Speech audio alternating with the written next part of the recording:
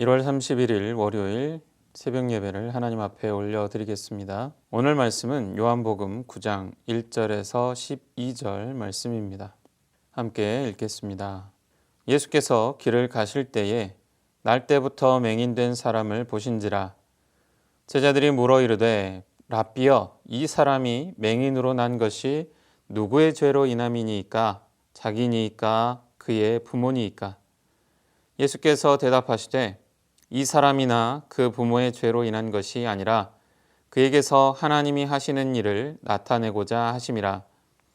때가 아직 낮음에 나를 보내신 이의 일을 우리가 하여야 하리라. 밤이 오리니 그때는 아무도 일할 수 없느니라. 내가 세상에 있는 동안에는 세상의 빛이로라. 이 말씀을 하시고 땅에 침을 뱉어 진흙을 이겨 그의 눈에 바르시고 이르시되 실로암 못에 가서 씻으라 하시니, 실로암은 번역하면 보냄을 받았다는 뜻이라. 이에 가서 씻고 밝은 눈으로 왔더라. 이웃 사람들과 전에 그가 거린인 것을 보았던 사람들이 이르되 이는 앉아서 구걸하던 자가 아니냐. 어떤 사람은 그 사람이라 하며 어떤 사람은 아니라 그와 비슷하다 하거늘 자기 말은 내가 그라하니, 그들이 묻되 그러면 내 눈이 어떻게 떠졌느냐. 대답하되 예수라 하는 그 사람이 진흙을 이겨 내 눈에 바르고 나더러 실로암에 가서 씻으라 하기에 가서 씻었더니 보게 되었노라. 그들이 이르되 그가 어디 있느냐. 이르되 알지 못하노라 하니라. 오늘 본문은 요한복음의 표적 가운데 6번째 표적을 소개하고 있습니다. 본문은 7장과 8장에서 말씀하셨던 나는 세상의 빛이라는 자기 주장과 관련이 있습니다. 오늘 본문에서 빛이신 예수님을 발견해 내시기를 소망합니다. 2절에서는 제자들이 예수님께 물음을 던집니다. 이 물음은 당시에 유대인들이 가지고 있는 타인의 불행에 대한 관점을 말해 줍니다. 자신이나 부모 또는 조상의 죄의 결과로 불행이 시작되었다고 보았습니다. 맹인이 된 것도 죄의 결과로 보고 있는 것입니다. 근거로 삼는 구약의 말씀 중 하나가 출애굽기 20장 5절에 그것들에게 절하지 말며 그것들을 섬기지 말라. 나 내 하나님 여호와는 질투하는 하나님인즉 나를 미워하는 자의 죄를 갚되 아버지로부터 아들에게로 3, 4대까지 이르게 하거니와. 그런데 이 반대 개념의 말씀도 있습니다. 에스겔 18장 20절에 범죄하는 그 영혼은 죽을지라. 아들은 아버지의 죄악을 담당하지 아니할 것이요 아버지는 아들의 죄악을 담당하지 아니하리니 의인의 공의도 자기에게로 돌아가고 악인의 악도 자기에게로 돌아가리라. 불행이 죄와 전혀 관계가 없다고 할 수는 없습니다. 그러나 세상의 모든 불행이 다 죄의 결과는 아닙니다. 욥 한 사람의 인생만 보아도 이 사실을 알 수 있을 것입니다. 신약의 성도들의 삶을 이런 유대인의 관점으로 본다면 순교자의 삶은, 또한 믿음 때문에 고난당한 성도들의 삶은 어떻게 보아야 하겠습니까?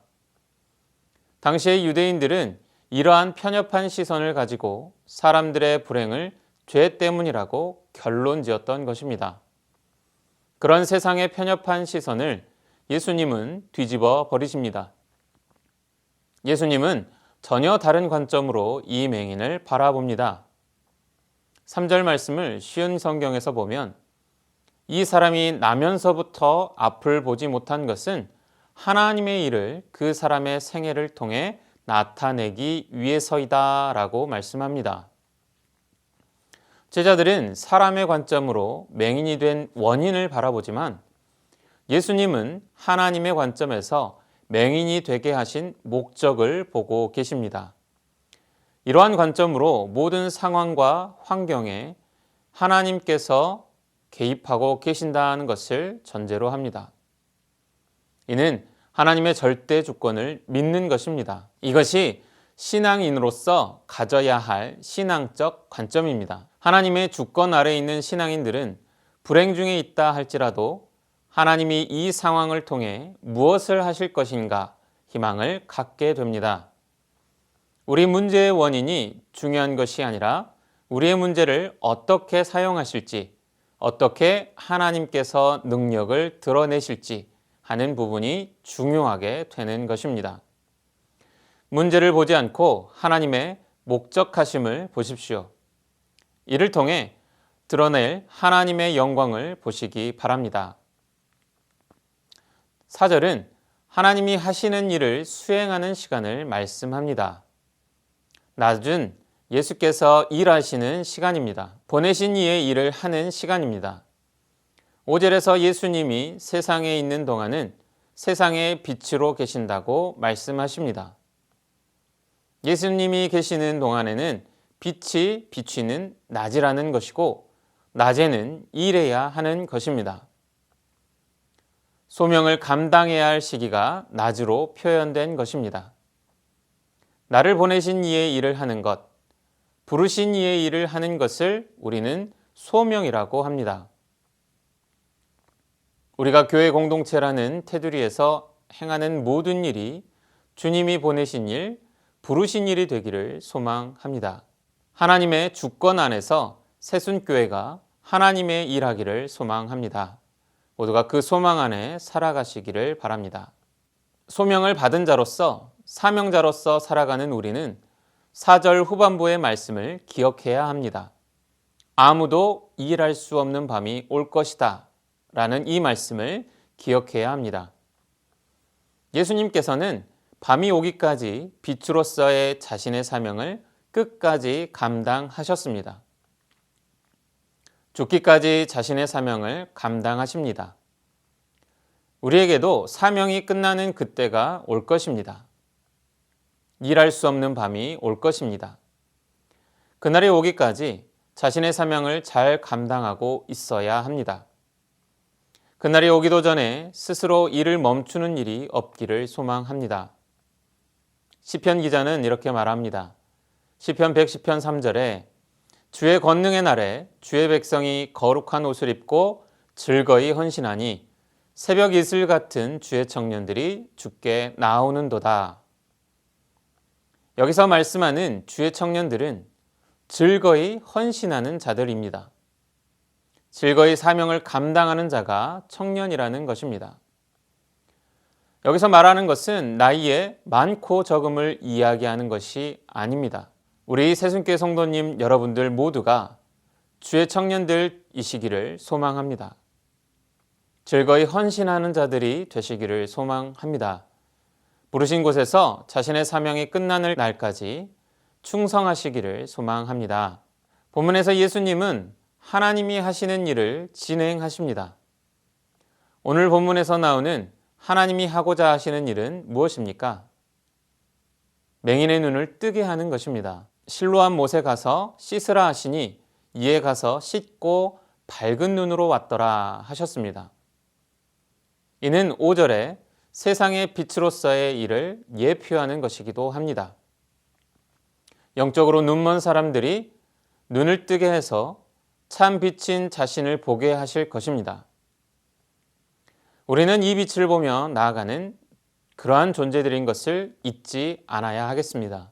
맹인이 눈을 뜨는 과정은 이렇습니다. 6에서 7절 말씀에 이 말씀을 하시고 땅에 침을 뱉어 진흙을 이겨 그의 눈에 바르시고 이르시되 실로암 못에 가서 씻으라 하시니 실로암은 번역하면 보냄을 받았다는 뜻이라 이에 가서 씻고 밝은 눈으로 왔더라. 예수님은 맹인이 행동할 것을 요구하셨고 그는 이를 행동으로 옮깁니다. 그 결과로 눈이 밝아집니다. 그는 의문을 품을 수도 행동에 옮기지 않을 수도 있었음에도 주님이 제시한 방법을 그대로 따릅니다. 이렇듯 하나님의 방법을 인정하는 것이 신앙입니다. 반대로 하나님의 방법에 의문, 불만을 품는 것이 불신앙입니다. 주님은 각자에게 필요한 방법을 사용하십니다. 사람마다 다르게 작용합니다. 나에게 제시한 하나님의 방법을 발견하고 인정함으로 주님의 일이 여러분에게 일어나기를 소망합니다. 그렇게 맹인은 빛 대신 주님으로 인해 육신의 빛을 보게 되었습니다. 그러나 11절 말씀에 보면 대답하되 예수라 하는 그 사람이 진흙을 이겨 내 눈에 바르고 나더러 실로암에 가서 씻으라 하기에 가서 씻었더니 보게 되었노라 했습니다. 그가 누구냐라고 묻는 그 물음에 맹인은 이렇게 대답한 것입니다. 그는 육신의 눈은 뜨게 되었으나 영혼의 눈은 아직도 맹인 상태였습니다. 하나님이 아니면 할 수 없는 일을 직접 체험했음에도 주로 고백하지 않습니다. 맹인이 눈을 뜨는 것은 분명한 기적이지만 진정한 기적은 영적인 눈이 떠져서 예수를 그리스도로 알아보고 구주로 인정하고 섬기는 것이 진정한 기적입니다. 영원히 사는 것이 참 기적입니다. 다행히 이 맹인은 점차 그 기적에 참여하는 자가 됩니다. 17절에서 예수님을 이렇게 말하죠. 선지자라 합니다. 31절에서는 경건하여 그의 뜻대로 행하는 자라 합니다. 38절에서 주여 내가 믿나이다 하고 고백합니다. 그는 끝내 예수님을 주라 칭하고 그를 믿는다 하는 것이죠. 우리도 영적 눈을 떠야 할 것입니다. 우리는 영적 눈을 뜨고 다시 감지 않도록 해야 할 것입니다. 빛에 참여하는 성도님 여러분들 되어야 할 줄 믿습니다. 이 소망 안에 살아가시는 우리 모두가 되어야 할 것입니다. 오늘 주신 말씀을 통해 빛 되신 예수를 만나는 여러분들 다 되시기를 소망합니다. 주신 말씀 생각하며 기도하겠습니다. 하나님의 절대 주권을 인정하게 하옵소서. 내게 닥친 문제를 보지 않고 하나님의 목적하심을 보게 하옵소서. 하나님의 주권 안에서 하나님의 일을 하게 하옵소서. 세상 끝나는 날까지 충성하는 사명자 되게 하옵소서. 하나님의 방법을 발견하고 인정하게 하옵소서. 영적 눈을 뜨고 빛에 참여하는 성도들 다 되게 하옵소서.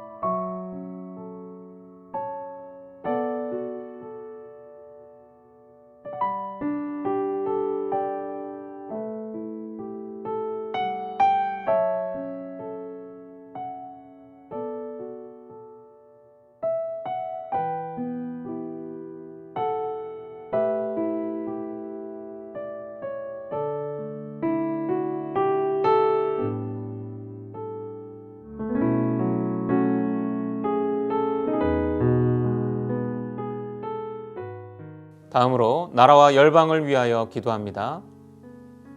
대선 전국으로 서로 비방하고 헐뜯는 선거 문화가 아닌 나라와 국민들을 위한 정책과 이를 지키는 공약들이 세워지게 하옵소서. 남북한 주민들이 십자가의 능력 안에서 복음 통일을 이루게 하옵소서. 우크라이나에 하나님의 평강이 있게 하옵소서. 전쟁으로 인한 아픔이 일지 않도록 화해와 화합의 영으로 임하여 주옵소서.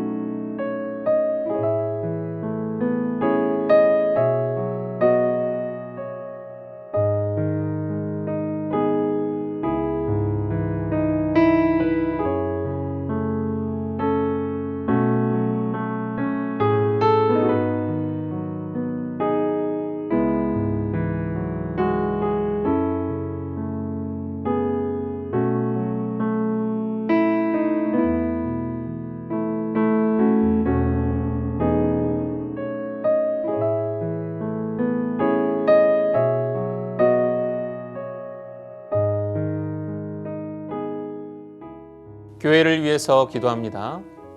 2022년 임직 선출의 모든 과정이 하나님의 은혜로만 진행되게 하옵소서. 단 한 영혼도 상처받거나 상심하지 않도록 하나님 친히 주장하여 주옵소서. 다음 세대의 겨울 사역에 축복하여 주옵소서. 이 시간들을 통해 바른 신앙 안에서 성장하는 다음 세대 되게 하옵소서. 시간마다 성령님 함께 하셔서 기쁨이 넘치는 시간들 되게 하옵소서.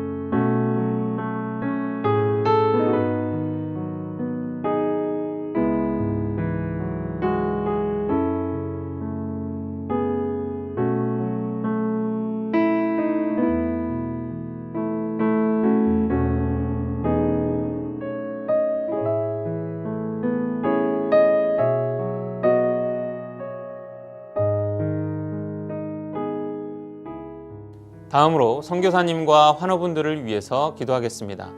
캄보디아 조학현 정승원 선교사님을 위해 기도합니다. 새해에는 끄돌 가정교회가 더욱 견고한 믿음으로 성장하여 끄럴란 지역 복음화에 귀히 사용되는 공동체가 되도록 하옵소서. 1월부터 시작되는 새학기에 끄럴란 고등학교 한국어반에 새 학생들을 보내주옵소서. 드림센터 사역을 통해 주님께 삶을 드리는 청년들이 일어나도록 하옵소서. 환우분들을 위해 기도합니다. 추명호 성도님, 김평수 집사님, 김인혜 집사님, 김영자 권사님, 김찬준 집사님, 정순금 권사님, 김봉남 권사님, 안행순 집사님, 최혁기 성도님, 정성혜 집사님 어머님, 김광순 집사님, 이길태 집사님, 박문천 집사님, 환우들을 위해 기도하겠습니다.